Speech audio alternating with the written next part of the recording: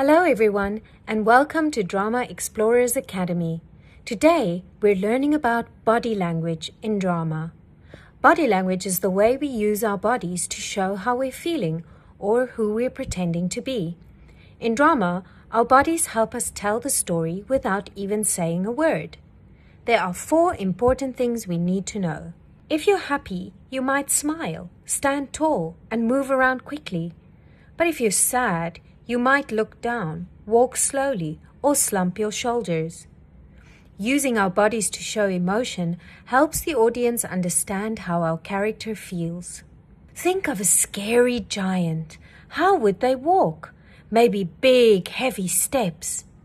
Now imagine a small, sneaky cat. They might move quietly, crouch down, or tiptoe.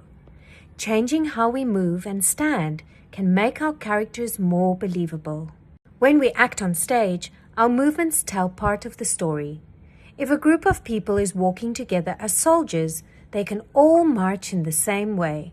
Or if we're pretending to wrestle with a dragon, we can use big movements to show the fight. Teamwork becomes clear when we use our bodies well. Imagine watching a play where nobody moves. It would be really boring. But when we use actions like jumping, waving, or pointing, we bring excitement to the story and make it fun to watch. Let's recap. Body language helps us show how we feel. It helps us become different characters. It helps us work as a team and tell the story. And it makes drama fun and exciting. So the next time you're acting, remember to use your whole body to tell the story. Big or small movements, fast or slow, your body is one of your best tools in drama. Keep imagining, keep exploring. See you next time.